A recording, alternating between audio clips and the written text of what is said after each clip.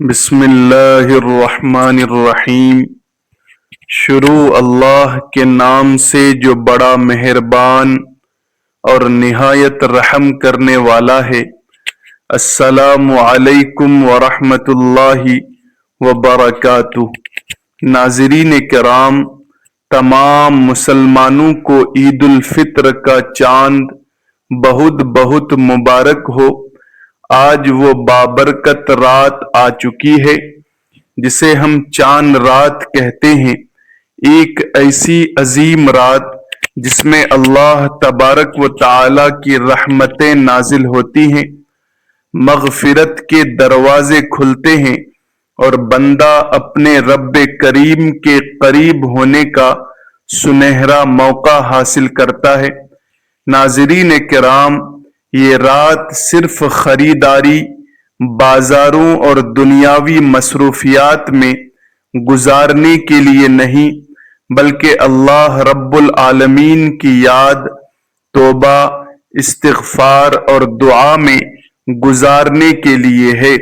سامعین کرام، بہت سے لوگ اس رات کی قدر نہیں کرتے اور اسے فضول کاموں میں ضائع اور برباد کر دیتے ہیں، حالانکہ یہ وہ لمحات ہوتے ہیں جن میں اللہ تبارک و تعالی اپنے بندوں کی طرف خاص نظر رحمت فرماتا ہے۔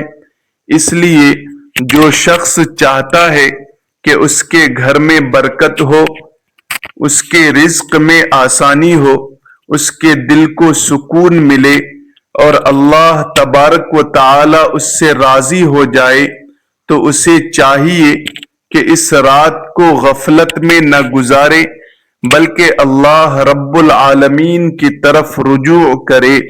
ناظرین کرام، عید الفطر دراصل ان لوگوں کے لیے خوشی کا دن ہے جنہوں نے رمضان المبارک میں روزے رکھے، نمازیں ادا کی، قرآن کریم، قرآن مجید کی تلاوت کی اور اللہ رب العالمین کی رضا حاصل کرنے کی کوشش کی۔ سامعین کرام، حدیث مبارکہ کا مفہوم ہے کہ روزے دار کے لیے دو خوشیاں ہیں، ایک افطار کے وقت اور دوسری اپنے رب سے ملاقات کے وقت، اور عید کا دن اسی خوشی کا اظہار ہے۔ ناظرین کرام، اس لیے ہمیں اس رات اور اس دن کو صحیح طریقے سے گزارنا چاہیے تاکہ ہم اللہ رب العالمین کی رحمتوں کے حقدار بن سکیں۔ سامعین کرام، سب سے پہلا اور اہم کام جو آپ کو اس رات میں کرنا ہے وہ ہے اللہ کا ذکر، قرآن پاک کی تلاوت اور درود شریف کی کثرت۔ ناظرین کرام، آپ سورۃ القدر، سورۃ الاخلاص، سورۃ الفلق، سورۃ الناس اور سورۃ الکوثر جیسی سورتیں پڑھ سکتے ہیں، کیونکہ یہ قرآن کا حصہ ہیں اور ان کی تلاوت باعث اجر و برکت ہے۔ لیکن یاد رکھیں، کسی خاص تعداد کو لازم نہ سمجھیں، بلکہ جتنا دل چاہے اور جتنا وقت ملے اخلاص کے ساتھ پڑھیں۔ سامعین کرام، درود شریف کی بہت فضیلت ہے۔ حدیث کا مفہوم ہے کہ درود پاک پڑھنے سے دعا قبول ہوتی ہے، اس لیے اپنی ہر دعا سے پہلے اور بعد میں درود پاک ضرور پڑھیں۔ ناظرین کرام، اسی طرح استغفار یعنی استغفر اللہ ربی کی کثرت کریں، کیونکہ استغفار رزق میں برکت اور گناہوں کی معافی کا ذریعہ ہے۔ سامعین کرام، قرآن کریم میں بھی آتا ہے کہ اللہ تبارک و تعالی استغفار کرنے والوں کو رزق اور آسانیاں عطا فرماتا ہے، اس لیے اس رات کو استغفار سے بھر دیں۔ ناظرین کرام، دوسرا اہم کام صدقہ فطر ادا کرنا ہے۔ یہ ہر صاحب استطاعت مسلمان پر واجب ہے، اور اس کا مقصد یہ ہے کہ غریب اور مسکین لوگ بھی عید کی خوشیوں میں شامل ہو سکیں۔ سامعین کرام، حدیث پاک کا مفہوم ہے کہ صدقہ فطر روزے کی کمی کو پورا کرتا ہے اور غریبوں کے لیے کھانے کا انتظام بن جاتا ہے۔ اس لیے کوشش کریں کہ نماز عید سے پہلے پہلے صدقۃ الفطر ادا کر دیا جائے تاکہ آپ کے روزے بھی مکمل ہوں اور آپ کو مکمل اجر حاصل ہو۔ ناظرین کرام، یاد رکھیں کہ عید صرف امیروں کی خوشی نہیں بلکہ سب کی خوشی ہے، اس لیے اپنے آس پاس کے محتاج لوگوں کا خاص خیال رکھیں۔ سامعین کرام، تیسرا اہم کام دعا ہے۔ اس رات میں اللہ رب العالمین سے خوب مانگیں، اپنے لیے، اپنے والدین کے لیے، اپنی اولاد کے لیے، اپنے گھر کے سکون کے لیے، اپنے رزق کے لیے اور پوری امت کے لیے۔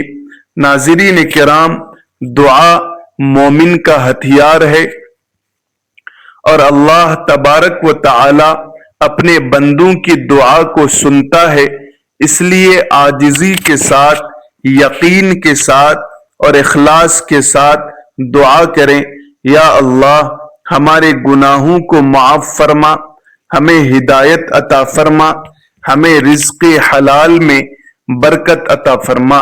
اس طرح مانگتے رہیں۔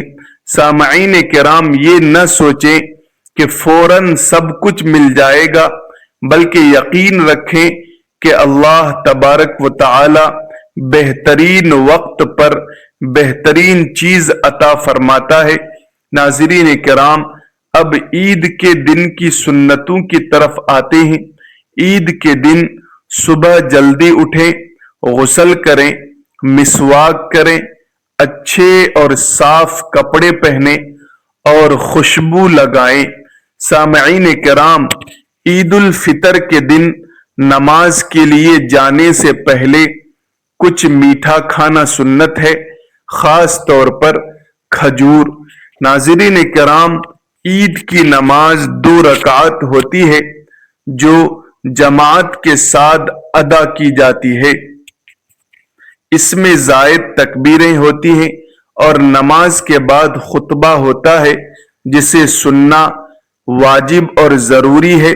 سامعین کرام، حضرت نبی کریم صلی اللہ علیہ وسلم ایک راستے سے عیدگاہ جاتے اور دوسرے راستے سے واپس آتے تھے۔ یہ بھی ایک خوبصورت سنت مبارکہ ہے۔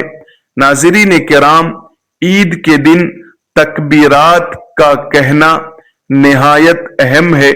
اللہ اکبر، اللہ اکبر، لا الہ الا اللہ، واللہ اکبر، اللہ اکبر، وللہ الحمد پڑھتے رہیں۔ سامعین کرام، یہ دن اللہ کی بڑائی بیان کرنے اور شکر ادا کرنے کا دن ہے۔ ناظرین کرام، اس دن روزہ رکھنا منع ہے کیونکہ یہ خوشی کا دن ہے۔ سامعین کرام، عید کے دن ایک دوسرے کو مبارکباد دیں، تقبل اللہ منا و منکم کہیں اور محبت کو فروغ دیں۔ ناظرین کرام، عید کا اصل مقصد دلوں کو جوڑنا ہے۔ اگر کسی سے ناراضی ہے تو اسے ختم کریں، معاف کریں اور معافی مانگیں۔